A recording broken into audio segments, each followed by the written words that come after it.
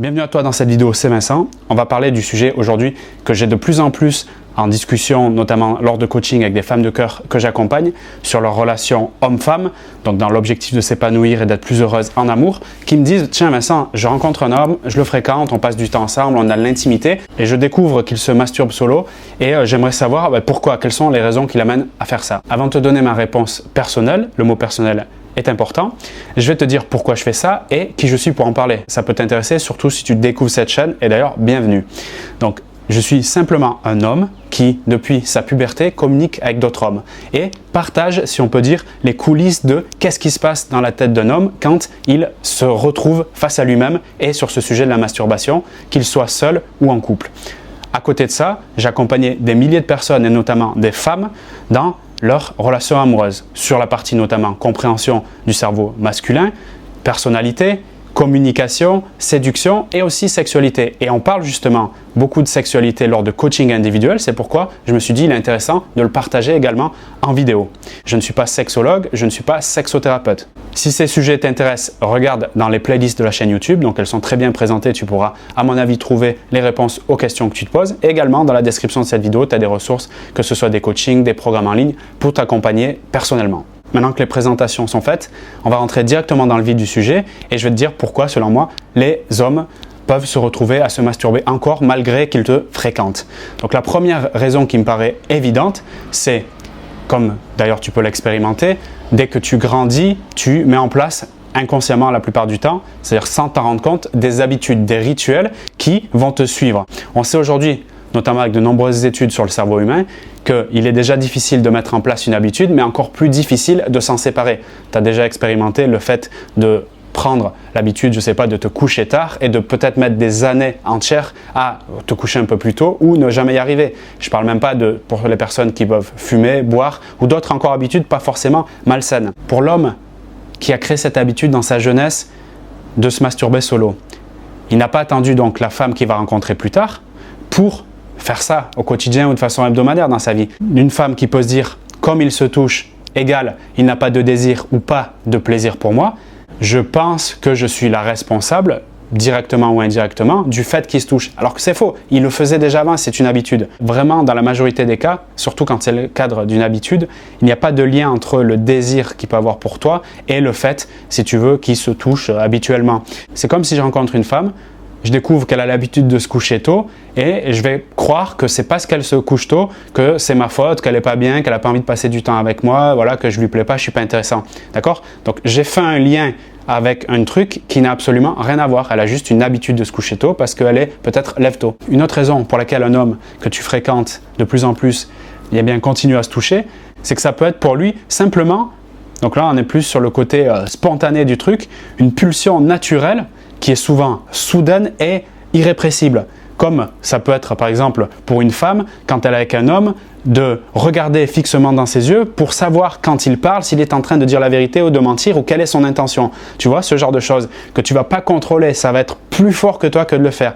Et bien pour un homme, donc hormis le côté habitude, et ça peut se greffer à ça, il peut avoir cette habitude plus les pulsions, ça peut être lié, mais dans cette explication qui est juste absolument plus que probable, ça s'enclenche chez un homme en mode comme un interrupteur, tu appuies dessus, on, ah, il y a quelque chose qui se passe, c'est-à-dire qu'il y a un stimuli qui peut être interne, un ressenti qui peut avoir à tout moment, ou une expression extérieure, un stimuli extérieur qui peut être, je ne sais pas moi, un abribus avec une photo particulière où ça le ramène à quelque chose qu'il a vu ou fait dans son long passé, et tout de suite, ça va créer une envie forte de désir sexuel chez lui qui va l'amener à se masturber solo.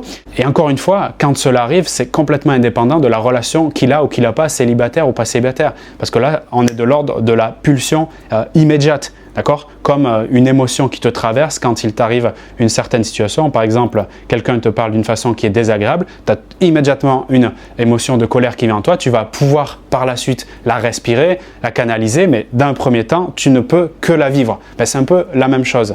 Après, pour certains hommes, c'est plus ou moins contrôler ce type de pulsion en fonction de leur consommation quotidienne, de leurs états d'esprit, de leur niveau de bien-être au quotidien, leur niveau de stress, de joie, etc. Il y a énormément de choses qui vont influer, si tu veux, sur la gestion, si je puis dire, des actions qu'ils mettront en place suite à ces pulsions. Mais c'est important de comprendre cette mécanique, je pense. Je veux te rajouter sur le sujet qu'on a développé tout à l'heure, donc de nombreuses femmes que j'accompagne en coaching, quand on parle de sexualité, me disent ça. Il se touche, égale il n'a pas de désir pour moi ou il n'a pas de plaisir au lit avec moi. Pour répondre à ce point-là, on pourrait faire une analogie avec l'alimentation en reprenant cette phrase. L'appétit vient en mangeant. Ben là, c'est la même chose. J'ai remarqué que de nombreux hommes, quand ils avaient l'occasion justement d'avoir beaucoup de désir sexuel pour une partenaire et du plaisir avec elle, d'accord? Eh bien, ce qui se passait, c'est qu'ils en voulaient encore plus parce que tout simplement, il y a un cocktail hormonal qui se met en place lors d'actes sexuels gratifiants, si je puis dire. Tout ce cocktail amène à avoir envie de refaire. Comme quand tu manges un bon truc, tu as envie d'en reprendre plus. Et si tu vois un homme régulièrement, eh bien, il aura envie beaucoup de toi. Et si tu ne le vois pas, notamment dans les phases de rencontre, les premiers rendez-vous, tu ne le vois pas pendant une semaine ou plus, ou vous êtes un peu à distance, eh bien, il aura envie et même il pensera à toi, il pensera même, il aura quelque part même ce fantasme de revenir faire ce que vous avez fait ensemble qui était génial, qui l'excitera beaucoup et qui amènera, en plus de ce qu'on disait tout à l'heure, parce que c'est lié à ça, cette pulsion régulière qui lui donnera envie justement eh bien, de se soulager. Donc dans ce contexte-là, on pourrait dire que plus il a du désir et plus il a du plaisir avec toi, plus il va se toucher seul. C'est un truc qui est vraiment fréquent et d'un point de vue perso, je trouve que c'est sain et c'est super bon pour la relation.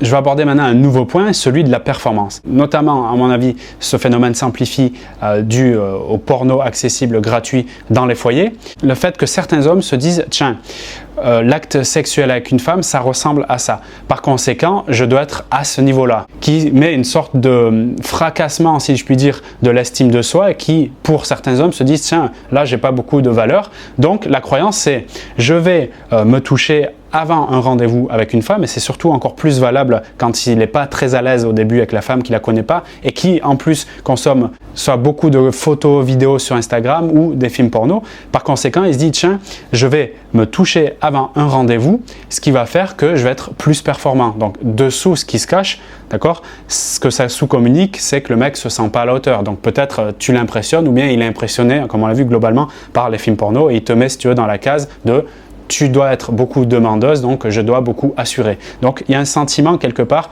finalement d'infériorité d'une certaine façon, de complexe sur ce sujet. Pour résumer simplement, il habitue son système nerveux à éjaculer rapidement. Ce qui va se passer donc, c'est que ces stimuli, ces sensations sont enregistrées dans son cerveau et quand il va se mettre en rapport, il va y avoir deux choses qui vont se passer. Soit, eh bien, comme il est habitué à finir vite, il va finir vite et là, ça crée un paradoxe que je nommerai, je t'invente ce terme-là en direct, le paradoxe de la teub, à savoir que plus il a de l'anxiété de la performance, plus il va se toucher, et notamment avant les rendez-vous. Et plus, comme il a l'habitude à finir vite, eh bien il va finir vite, ce qui va faire qu'il va encore plus se toucher dans l'idée qu'il faut qu'il ralentisse, si tu veux, son éjaculation. Et là, ça peut créer des troubles, des problèmes, et là, on rentre vraiment dans quelque chose où il doit prendre en considération ce truc-là et le solutionner comme un mal de dents ou quoi que ce soit. C'est-à-dire ça devient vraiment un problème, il doit le gérer. Et à ce moment-là, plus que jamais, il aura besoin de se sentir accepté et reconnu dans ce truc-là. Donc la notion d'acceptation et de communication efficace, elle est plus que jamais indispensable à ce moment-là. Donc regarde la description de cette vidéo, je peux t'accompagner en coaching pour t'aider à gérer ce genre de communication, mais là c'est indispensable. Donc pour revenir au point, dans ce schéma, il rentre dans quelque chose de très négatif, il peut se culpabiliser, se sentir mal et justement après trouver d'autres solutions pour compenser, donc ça peut l'amener à fumer, boire, etc. Ça peut être assez dangereux si c'est pas traité. Et l'autre cas qui peut arriver, c'est qu'il dure plus longtemps, alors peut-être il est content d'une certaine manière, mais qu'il est un peu plus mou ou qu'il a des pannes ou qu'il n'a pas un fort enthousiasme. Et c'est d'ailleurs ce cas précis qui nourrit la croyance pour une femme que, eh bien, il n'a pas de désir pour moi parce que quand il est avec moi, voilà ce qui se passe, quoi. Le remède à tout ça, de mon point de vue, c'est toujours le même. C'est une communication qui part avant tout d'une acceptation. Une acceptation, c'est pour ça que je te partage tous ces points. C'est pour que tu aies peut-être une autre interprétation du sujet et que tu sois à l'aise d'en parler. Il y a plein de façons d'amener le sujet.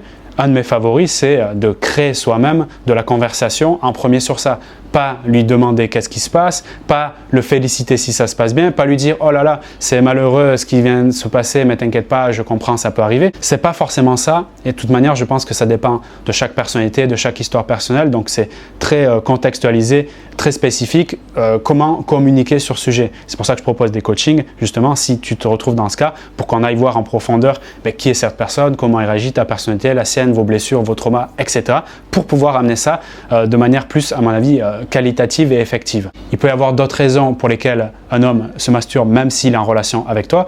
Je t'ai donné celles que je pense être les plus importantes et surtout les plus courantes. Si tu as des situations particulières que tu vis, que tu veux les partager, tu as la zone commentaire pour le faire. Et également, donc comme je te l'ai indiqué précédemment, si tu veux qu'on en parle ensemble et qu'on trouve une solution sur comment communiquer sur tous les sujets qui touchent à la sexualité avec l'homme qui t'intéresse, je me ferai un plaisir de te partager mon analyse sur ta situation et te donner des conseils spécifiques en communication pour améliorer littéralement cette relation. Merci de ton écoute et de ton attention. Si tu penses que cette vidéo, elle peut aider d'autres personnes dans ton entourage, eh bien partage-la massivement. Je te dis à très vite pour des coachings personnalisés et d'autres vidéos sur la chaîne YouTube. Salut à toi!